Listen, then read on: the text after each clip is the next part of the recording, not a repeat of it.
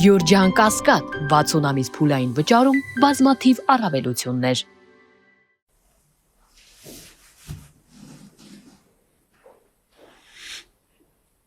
Տիկին Ավանեսյան, մենք 2026 թվականի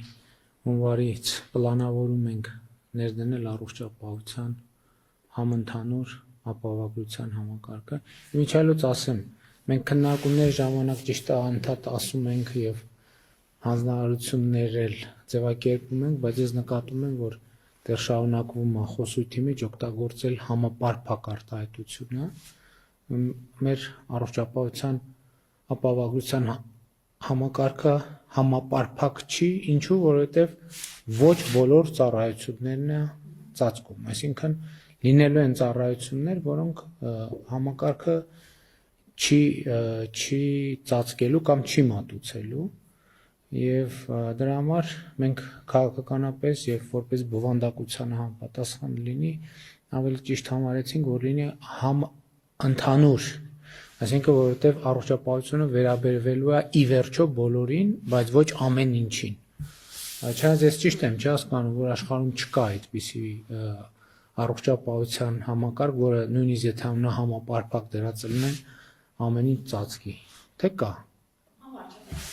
Մանավանդ բազային փաթեթները եւ դրան հավելյալ ապահովագրական փաթեթները միշտ սահմաններ են ունենում եւ օրինակ ատամնաբուժական ծառայությունները մեծամասամբ չեն մտնում ապահովագրական փաթեթների մեջ ընդհանրապես ոչ պետական ոչ էլ մասնավոր փաթեթների մեջ տեսականորեն կարող են լինել փաթեթներ։ Այո, կարող են լինել, բայց ընդհանուր որ աշխարհի փորձը նայում ենք, ինչպես ասում եք, ապահովագրական փաթեթները որոշակի սահմաններ են ունենում եւ մենք էլ մեզ համար դրել էինք շատ կարեւոր նշաձող, որ առանձնացնենք հենց այն առաջնային կարեւոր ծառայությունները։ Իմիջիայլոց կներեք, դա մեր վիճակագրությունների հիման վրա է, որ մենք վերցրել ենք մեր վիճակագրությունը ամենաշատ դիմելիություն ունեցող ծառայություններից ենք ընտրել։ Այո, պարոն վարչապետ, մենք վերլուծել ենք Հայաստանում հիվանդացությունը, մարդիկ ինչից են ամենաշատը հիվանդանում, ինչից են հաշմանդամություն ձեռք բերում եւ մահացությունը ինչի հետ է կապված։ Այս հիվանդությունների շարքը առանձնացրել ենք եւ այդ հիվանդությունների բուժման մեջ էլ առանձնացրել ենք ամենաառաջնակարգ ծառայությունները, որոնք նախ կյանք փրկող են, մեզ զերծ են պահում հաշմանդամությունից, օգնում են, որ վաղ հայտնաբերենք, այսինքն մենք առաջին անգամ շեշտադրումը արդեն տանում ենք կանխարգելման, վաղ հայտնաբերման վրա, որպեսզի բուժումն էլ ծախսարդյունավետ լինի։ Եվ հաջորդիվ արդեն, ինչպես ասեցի, նաև նայել ենք, թե Հայաստանում արկա ծառայությունների ինչ շրջանակ ունենք, սարքավորումների, բուժանձնած կազմի առումով, եւ այս մեթոդաբանությամբ ձևավորել ենք հենց ապահովագրական փաթեթը։ Հիմա կներեք շահառուների խմբերին անդրադառնանք, որովհետեւ մենք ի սկզբանե ունենալու ենք շահառուների խմբեր, որոնց փաթեթների գինը վճարվելու է ուղիղ պետական բյուջեից եւ լինելու են շահառուներ, ովքեր մասամբ կամ ամբողջությամբ կվճարեն իրենք։ Նախ այդ սկզբունքներ ֆիքսենք, որ բոլորի համար փաթեթի արժեքը նույնն է, այսինքն փաթեթի արժեքը եւ փաթեթը բոլոր քաղաքացիները եւ բոլոր քաղաքացիների համար եւ փաթեթը եւ փաթեթի գինը նույնն է լինելու, արդեն տարբերություն լինելու է, թե ում համար ով է վճարում եւ ինչ չափ։ Այո։ Հիմա նաեւ հետեւյալը արձանագրենք, որ փաստորեն հունվարի 1-ից շահառուներ, որոնց համար ուղիղ պետական բյուջեից վճարվելու է, մինչեւ 18 տարեկանները, ճիշտ է։ 65 տարեկանից ավել 65 տարեկան եւ ավելներ, այսինքն լրացած անձը, 65 տարի լրացած անձը եւ ավել տարիք ունեցողները հաշմանդամության խմբերի հետ կապված եւ սոցիալական էլ ինչ շերտեր ունենք, որպես 18-ից 65-ի մեջ ընկած տարիքային խմբերի մեջ հաշմանդամություն ունեցող առաջին, երկրորդ, երրորդ կարգի հաշմանդամություն։ Երրորդ կարգներ ենք։ Այո, մենք երրորդ կարգներ ենք ներառել եւ ֆունկցիոնալության գնահատման համակարգով խորը,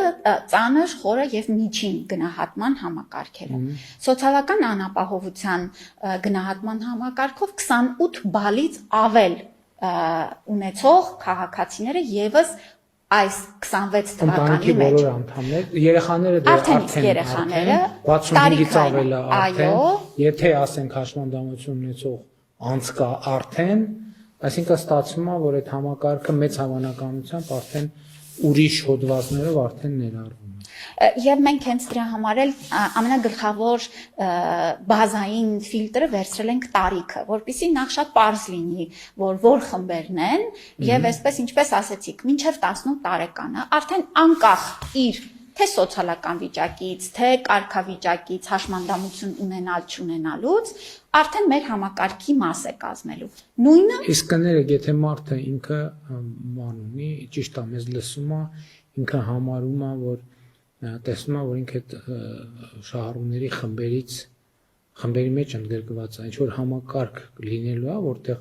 եթե նման հարցակի մարդը ստուգի ինքը շահառու է, թե շահառու չի։ Անպայման մենք ստուգելու ենք մեր պետական համակարգերի փոխգործելիության շրջանակներում նախ ԲՊՌ-ից անձի քաղաքացիությամբ եւ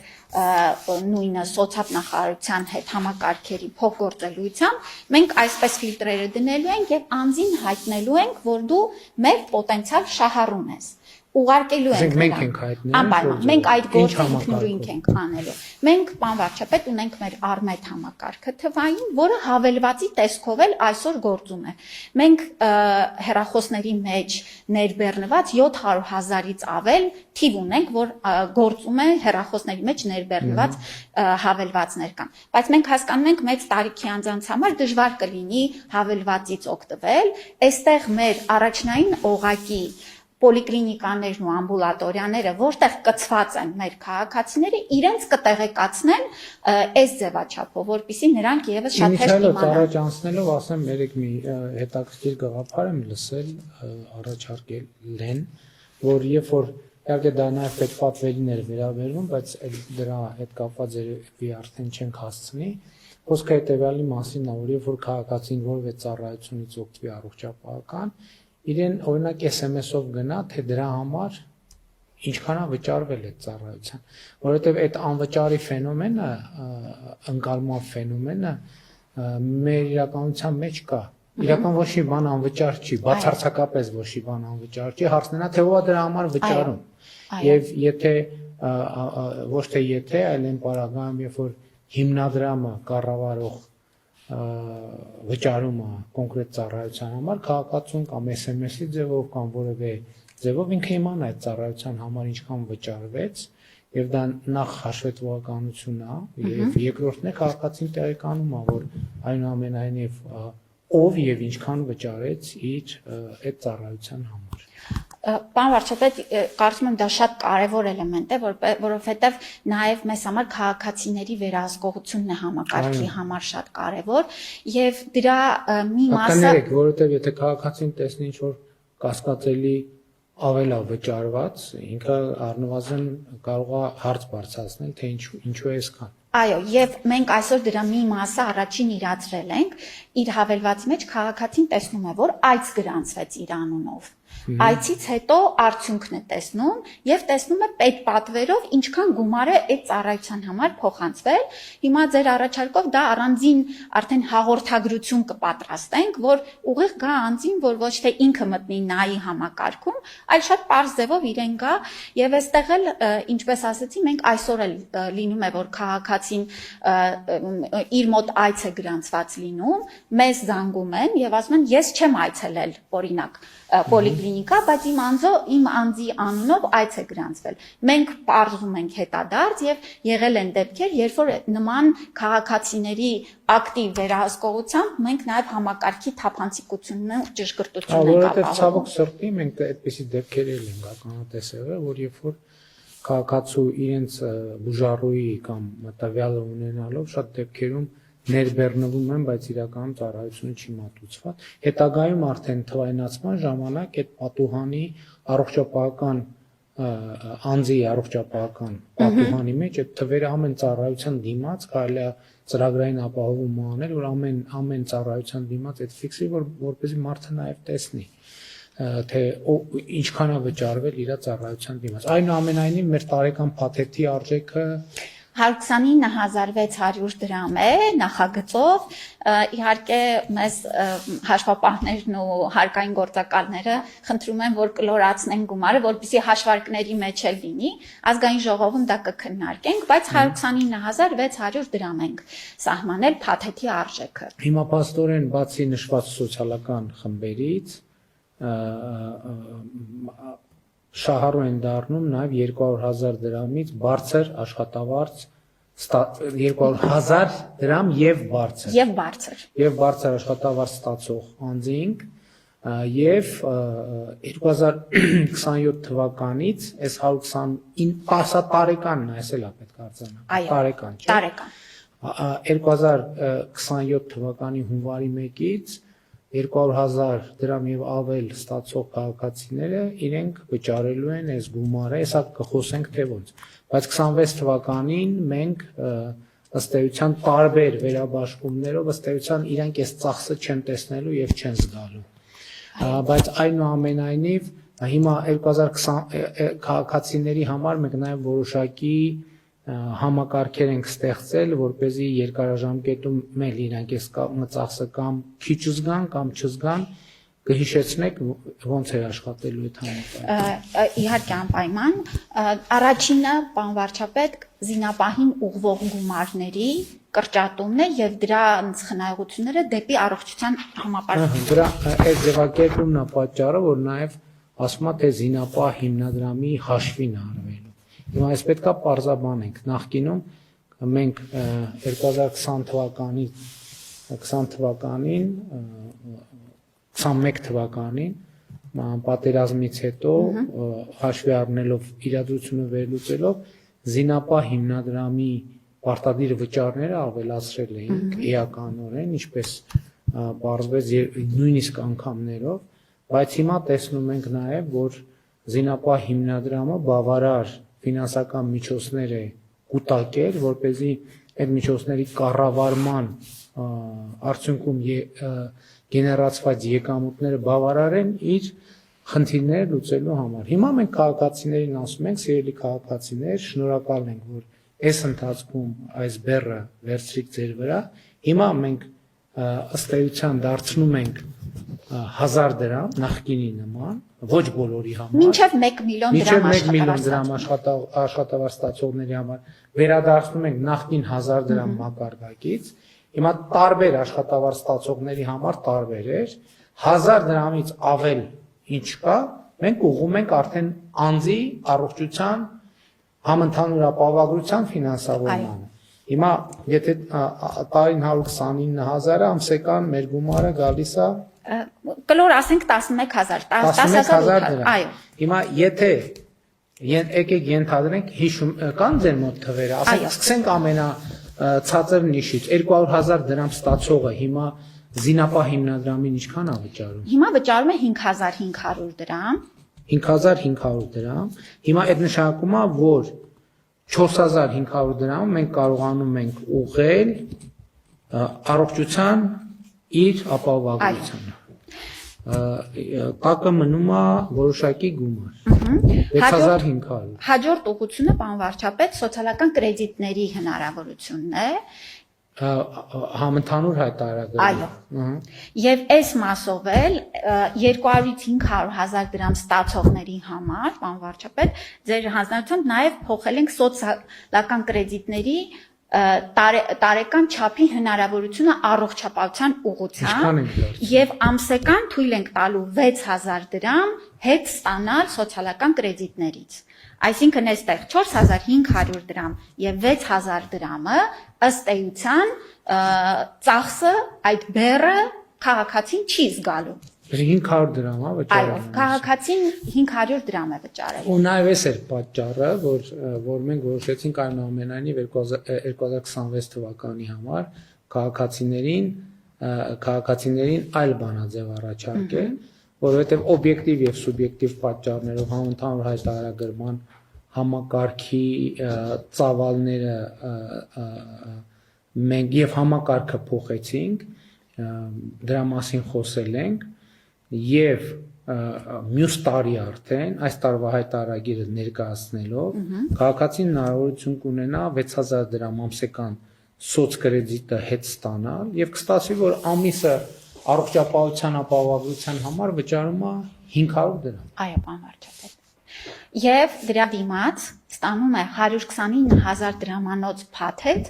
որը էս էլ շատ կարևոր է, որի փոխհատուցման չափը 129,000 չէ, այլ կարող է հասնել մի քանի միլիոն դրամի մեկ վիրահատության կամ մեկ միջամտության համար։ Դե իհարկե դա էլ ասեմ, որ Տիկին Ամանեսյան այնուամենայնիվ հույս ունենք եւ մաղթում ենք մեր քաղաքացիներին, որ նրանք առողջապահության ապահովագրության ծառայություններից հնարավորինս քիչ օգտվելու առիթ ունենան, այսինքն առողջ լինեն։ Այո, կարող է լինել դեպք, երբ որ մարդը տարվա ընթացքում եւ տա Աստված, որ մարդը տարվա ընթացքում որևէ բուժում ստանալու անհրաժեշտություն չունենա։ Եվ այդպիսի դեպքեր կլինեն, բայց դուք խոսեցիք նաեւ վաղ հայտնաբերման եւ կանխարգելման մասին։ Սա նշանակում է, որ սկրինինգային ծրագրեր են լինելու, որոնք պարտադիր են լինելու մարդու համար։ Այսինքն բոլոր դեպքերում մարդը ինչ որ ծառայությունից օգտվելու է։ Պիտի ստանա, պարոն վարչապետ, եւ այդ մշակույթն էլ, որ մենք չսպասենք հիվանդության հասնելուն, Չէ, ես ուզում եմ հասկանալ, այս փաթեթը, հիմա ես փաթեթի շահառու եմ։ Ինձ գալու ազդակ, որ դուք պետքա մի հատ ստուգում անցնենք կամ ինչպես check-up են ասում, ինչպես ընդհանրապես ասենք, մենք մի հատ պիտի ստուգենք մեր առողջության մասին տեղեկություն ստանանք եւ համակարգը եւ քաղաքացին։ Այո։ Այսինքն դա փաթեթի մեջ է մտնում։ Այո, դա տարեկան մեկ անգամ այդ check-up-ը անցնելը եւ նաեւ ըստ տարիքի եւ սերի սկրինինգային ծրագիր անցնելը դառնալու է պարտադիր եւ ապահովագրության փաթեթը ակտիվանալու է ամեն հաջորդ տարի, եթե նախորդ տարվա տվյալ անձին համար սահմանված այդ փաթեթը նա անցել է եւ կարողանալու է հաջորդիվ օգտվել։ Իսկ եթե չի անցել, իսկ կարող է չանցնել։ Եթե չի անցել, ապա կհերթագրվի, կգնա, կանցնի, հետո նոր կակտիվանա եւ սա է նաեւ ապահովագրության սկզբունքը, որ խրախուսի ճիշտ վարքագիծ մարդկանց իրենց առողջության մասին հոգ տանելու։ Առնվազն հիմա ով է գնում, դեռ եթե մարդը բողոք չի ունենում, չեն գնում ստուգում։ Եվ դա այդքան էլ լավ չի, որովհետեւ հիմա փառքաստու տեխնիկան այնքան զարգացել է, որ նույնիսկ այդ նախնական էտապում հիվանդությունները կարելի է տեսնել արդեն, որ զարգանում է եւ այդ դեպքում եւ քաղաքացու եւ բուժառուի համար եւ համակարգի եւ պետության համար այդ հիվանդության կանխարգելումը երբեմն կարող է տասնյակ անգամներով ավելի էժան եւ հեշտ լինել եւ արդյունավետ։ Այո։ Քան թողենք զարգանա, որ հետո եւ հավանականությունն է նվազում բուժման եւ խնդիրներն էլ համապատասխանաբար շատանում։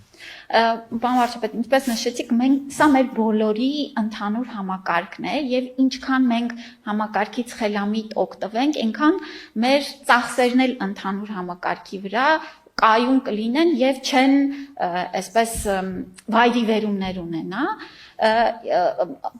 Սա է, որ մենք խրախուսենք ճիշտ վարքագիծ եւ մենք տեսնում ենք նաեւ այդ պատվերի անգամ շրջանակներում, պարոն վարչապետ, եթե մենք սկրինինգ ենք անում ու հետո դրա բուժման հատվածը եւս պետ պատվերով փոխհատուցում ենք, քաղաքացիները սկսում են վարքագիծը փոխել եւ գնալ սկրինինգներին, որովհետեւ այդ հոգեբանական վախնել է վերանում, որ եթե մի բան հայտնաբերի, ապա մենակ չեմ մնա այդ խնդրի հետ։ Այո, ճիշտ է, պատճառն է կա, որ մարդը ասում է, որ հայտնավեց, հետո խնդիրների մեջ։ Այո, ինչպես պիտի լուծել։ Երբ որ այս համակարգով մենք մարդուն ասում ենք, որ հայտնաբերման պարագայում այնուամենայնիվ հիվանդությունների մի չափաբաժին կա, որը համակարգը իր վրա կվերցնի բեռը, մարդը ավելի մեծ վստահություն ստանում։ Եվ այնուամենայնիվ մենք այն օրը քննարկման ժամանակ ըստ էության արձանագրեցինք, որ մեր երկրում գոյություն ունեցող ծառայությունների մոտավորապես 30%-ն է ծածկում առողջապահության ապահովագրությունը։ Հիմա մենք ինչ որ ոնց ենք մարդկանց կոմունիկացնում, թե ինչն է ներառվելու փաթեթի մեջ,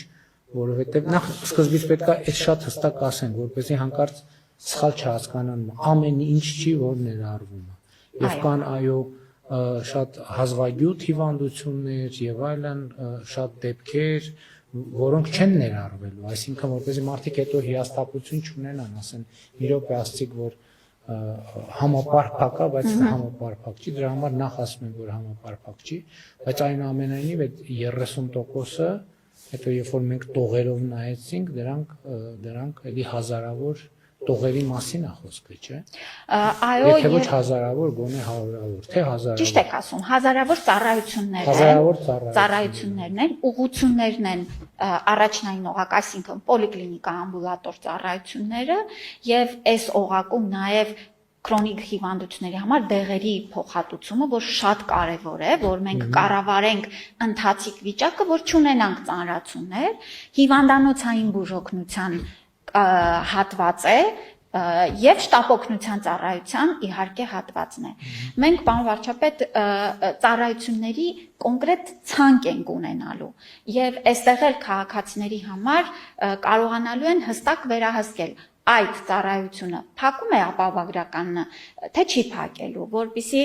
շփոթություններից էլ փորձենք հնարավորինս զերծ մնալ։ Եվ ամեն ծառայության համար էլ մենք ունենք շեմեր փոխհատուցման, ես մի օրինակ բերեմ, քիմիոթերապևտիկ դեղերի համար դրել ենք տարեկան մինչև 1.200.000 դրամի չափով ենք փոխհատուցել։ Արդյոք ներողություն, ըստ էության դեպքեր կան, որ մենք ֆիքսված գումար ենք տալիս, ոչ թե ասում ենք այս ծառայության համար մենք այսքանը վճարում ենք, որովհետև քաղաքացին կարող է ամենատարբեր պատճառներով ծառայության այլ նրբություններ, այլ կոնֆիգուրացիաներ ընտրել,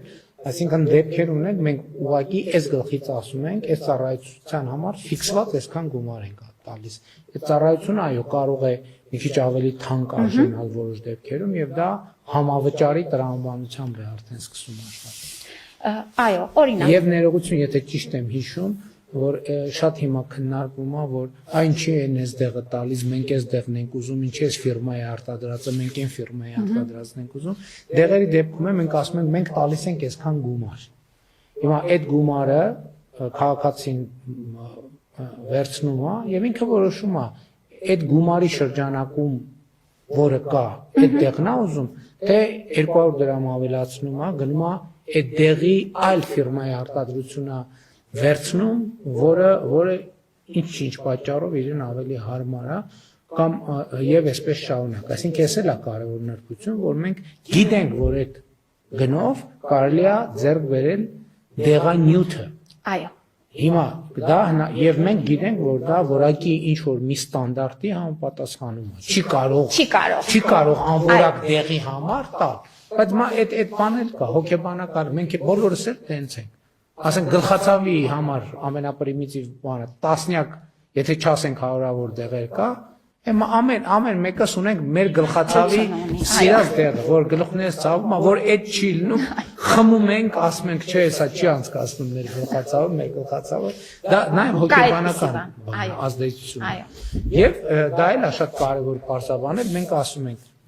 կոպիտ ասած, գլխացավը երևի մեր փաթեթի մեջ չկա, բայց որ պարզում ենք, ասում ենք գլխացավի դեղի համար մենք տալիս ենք 500 դրամ։ Շուկայում կա եւ 300 դրամանոց, եւ 400, եւ 500, եւ 600, եւ 700, եւ 1000, եւ 3000, եւ 10000։ Կարող է մարդ կա ինչ որ ընկալման բերումով ինքը ասում է, չէ, գլխացավը 10000 դրամանոց դեղն ամենակ անցկացնում, շատ լավ։ Այդ մեր վճարը այդքան է։ Խնդրեմ, եթե ուզում եք ավելացրեք, գնացեք։ Այո, եւ այս պիլոտային ծրագիրը, որ սկսեցինք, պարոն վարչապետ, դեղի, այսինքն մենք արդեն փորձնական ընթացքը պետպատվերի մեջ, դեղերի մեջ մի մասը փոխեցինք, մենք տեսանք, որ եւ շահառուների թվի ավելացում ունեցանք, այսինքն երրորդ կարգի հաշմանդամներ եւ այն մարդիկ, ովքեր մեր պոտենցիալ շահառուն էին եւ պետությունը մի տարբերակի դեղը առնում էր պոլիկլինիկայով, բայց այդ մարդիկ չէին գալիս օգտվում։ Հիմա փոխելուց հետո տեսնում ենք եւ շահառուների թիվը ավելացավ եւ մարդկանց գոհունակությունը, քանի որ իրենք են արդեն իրենց նախընտրածը արդեն աշխատում են, հիմա մենք ապահովագրական մոդելի մեջ արդեն ամբողջությամբ այս համակարգի վրա կձևավորենք փաթեթի շրջանակները։ Հիմա հաջորդ հարցը քաղաքացին ո՞նց է օգտվելու։ Ասենք մարդը զգաց պրոբլեմ ունի, պետքա բժշկի դիմի։ Ես ճիշտ եմ հասկանում, որ բոլոր դեպքերում առողջապահության առաջնային օղակի միջոցով պետք։ Բացի շտապ երկու ուղի ունենք։ Առաջինը շտապ օգնությունն է եւ այդ հրատապն է։ Այստեղ միանգամից հիվանդանոց, էմերջենսի ծառայություն եւ էմերջենսի ծառայությունում արդեն նրանք ուղղորդեն, որ կգնա կպարկի հիվանդանոցում, թե արագ 24 ժամվա ընթացքում օգնություն կտրամադրեն եւ նա կգնա արդեն տուն։ Մյուսը, երբ որ անձը ունի ինչ-որ խնդիրներ, այո, ճանապարհը առաջնային օղակով է։ Կներեք եւ նաեւ էսա պատճառը, որ մենք հիմա նաեւ ռազմավարական մոտեցում ունենք, որ առողջապահության առաջնային օղակում պետք է ներդրումներ անենք, սկսած ամբուլատորիաների մեջ ծրագիր, պոլիկլինիկաներ եւ այլն։ Մեր խնդիրն է նա, որ մաքսիմալ անենք, որ մարդը օբյեկտիվորեն ոչ թե տենց ուղղակի իրան դուրս անենք պոլիկլինիկայից, այլ մաքսիմալ մարդը պոլիկլինիկայից հետ գնա տուն, ոչ թե մաքսիմալ գնա հիվանդանոց, բայց ծառայությունը ստանալով էլ եմ ասում, ոչ թե ասենք։ Եվ հենց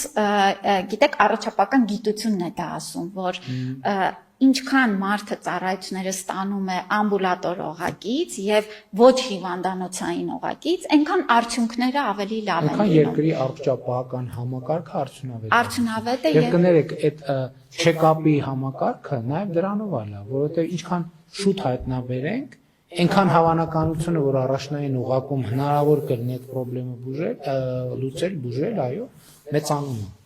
Եվ այս մոդելը նաև հնարություն կտա զարգացումը ապահովել առաջնային օղակի։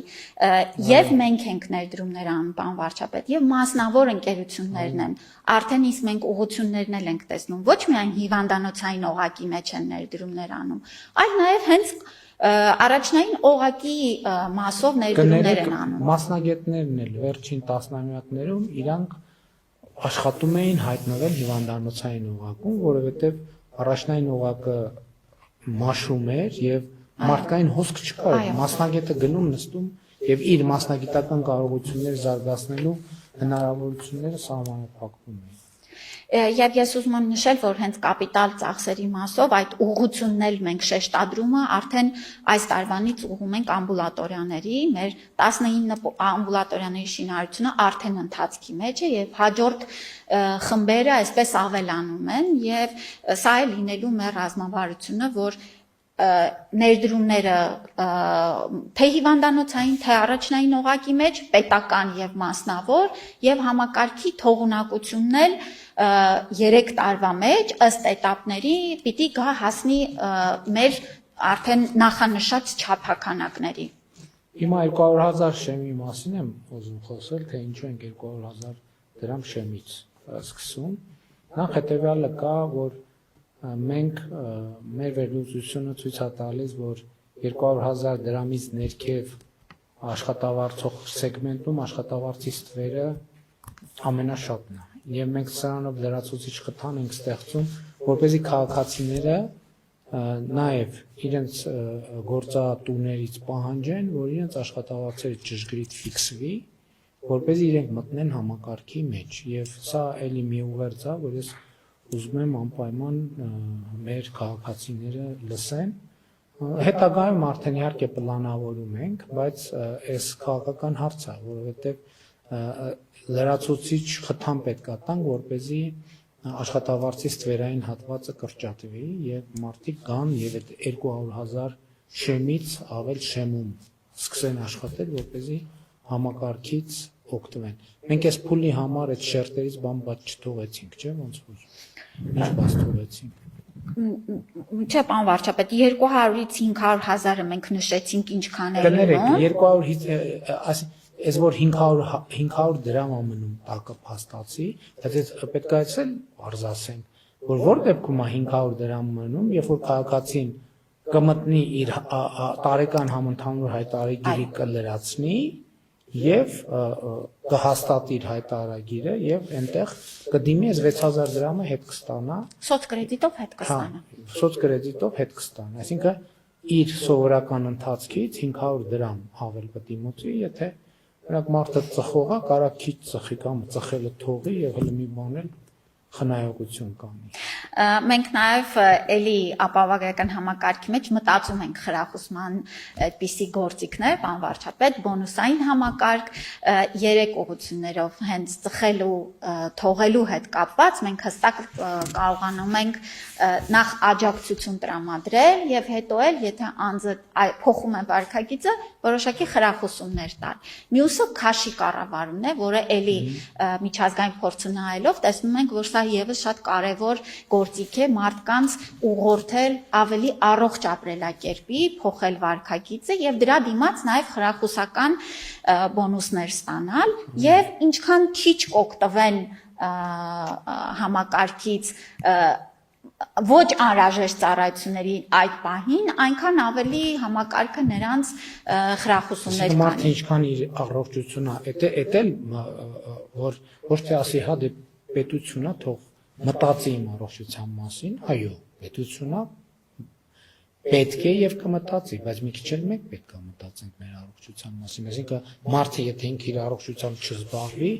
պետությունը ինչ կարող անի։ Չի կարող։ Չի կարող ոչ մի բան։ Հաջորդ դիտարկումը, որ ուզում եմ անեմ, ես գիտեմ, դե մենք արդեն ներդրումը քանի անգամ հետաձգում ենք եւ ես մեր հոգեբանական վիճակն եմ հասկանում, թե ինչու ենք հետաձգում, որովհետեւ շատ մեծ բարեփոխում է եւ մեծ մտավախություններ կան։ Բայց նախկինում էլ ես ուզում եմ ի սկզբանե, չնայած լավ չի, տենց ընդունված չի դա ասել, բայց ես ուզում եմ ասել, որ սկզբնական շրջանում եւ խնդիրներ են լինելու։ Բացառված է։ Ասենք մեր փորձը ինչա ցույց տալիս, որ մենք ասում ենք լավ մի քիչ պատրաստենք, մի քիչ պատրաստենք, մի քիչ պատրաստենք, մենք այնքան երկար ենք պատրաստում, մեկը այն նախնական խնդիրները չեն վերանում, որովհետև ես ստեղից է որ եկել եմ այն եզրակացության, որ դա համոզմունք է։ Մեկը բարեփոխումը պետք է կյանքի իր խնդրին հանդիպի, որ ինքը սկսի ձևավորվել, ձևակերպվել։ Որովհետև այս կաբինետում հնարավոր չէ առողջապահության համակարգը կենթանացնել, իրան հնարավոր է նախագծել, իրան հնարավոր է որոշել, բայց մենք այնան պետք է բաց թողես կյանք, ինքը կյանքի հետ շփվի, որպեսզի կյանքը իրան բերի իր պարամետրերի մեջ։ Ես ուզում եմ մենք էսել մեր քաղաքացիներին ասենք։ Ընդ չի որ մեկ էլ հաջորդ օրը արթնանալու ենք եւ տեսնելու ենք, որ մեր առողջապահական համակարգը, մենթալիտետը, հարաբերությունները ամեն ինչ փոխվեցին։ Դա պետք է փոխվեն ժամանակի եւ մեր աշխատանքի ընթացքում եւ մենք այդ խնդիրներից պետք է չվախենանք։ Այո, սոցիալական ցանցերում գնալու են, վայ հերթական անգամ, էս եղավ, այն եղավ, գնացինք, էս չեղավ, ու ինչ որ մի մասը լինելու է ճիշտ, ինչ որ մի մասը լինելու է չափազանցություն, ինչ որ մի մասը լինելու է սուտ։ Բայց հարցը դա չի, մենք պետք է հետեւական մեր պլանով գնանք առաջ, բայց նաև կյանքի արձագանքները պետք է լսենք։ Իրականության արձագանքը պետք է լսենք, որովհետև երբ որ բարեփոխումը իր խնդրին հանդիպում է, այդ հանդիպմանը մենք ուշադիր պետք է առնենք այդ հանդիպման մեջ ինչը որ ընենց չէր եւ գնանք տեղում այդ հարցերը լուծել։ Ես դա համոզմունք է, ուրիշ մեթոդ չկա։ Չկա տենց, չի լինում ուղակի տենց բան։ Չի լինում տենց բան։ Մեկը պետք է քաղաքական կամք ունենալ, գնալ,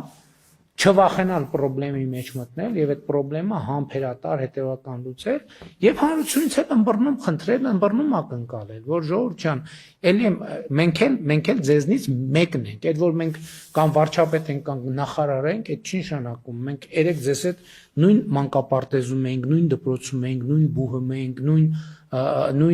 նույն փողոցում ենք, նույն կյանքում ենք եւ չի կարա տենց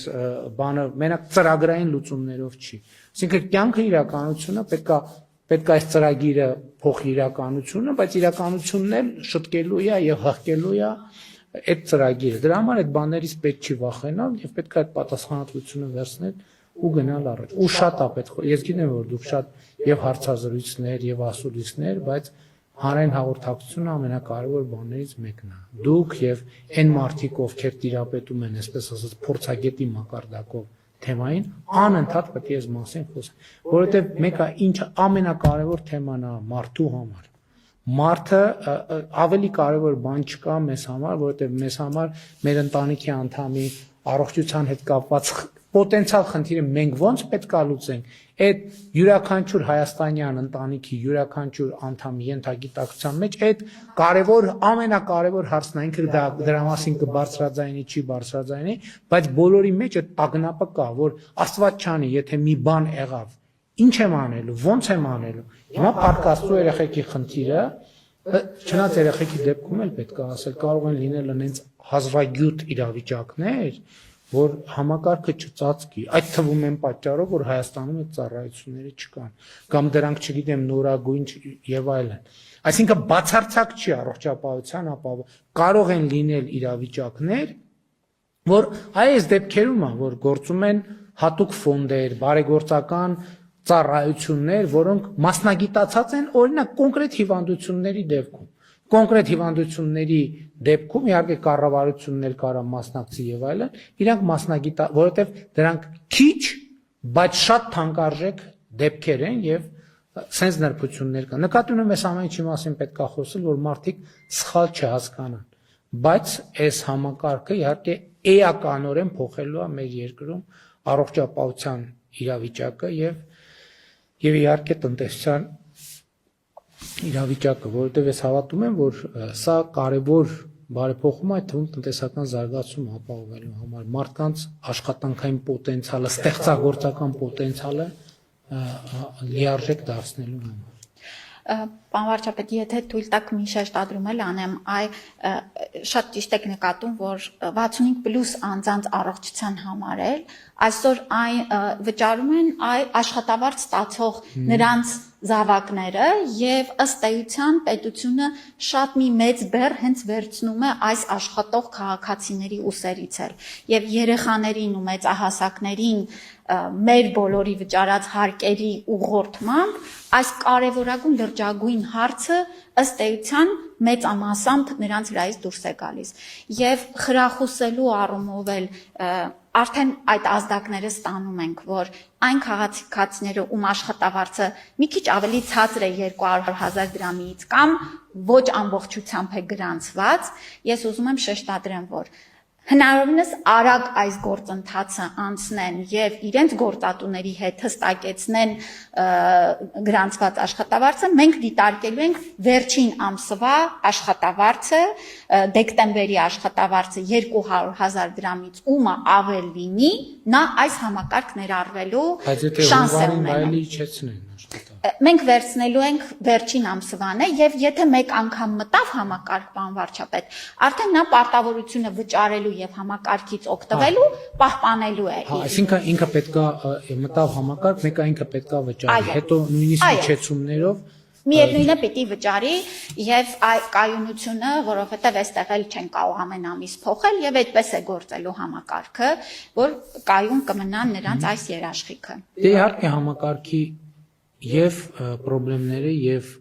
էֆեկտները մենք կտեսնենք կյանքում, որովհետեւ կլինեն իհարկե խնդիրներ, բայց կլինեն նաեւ էֆեկտներ, որ մենք հիմա նույնիսկ չենք պատկերացնում։ Ես ենթադրում եմ, որ նաեւ մեր գործարար համայնքը առողջապահության ոլորտի մեր ներդրողները նաեւ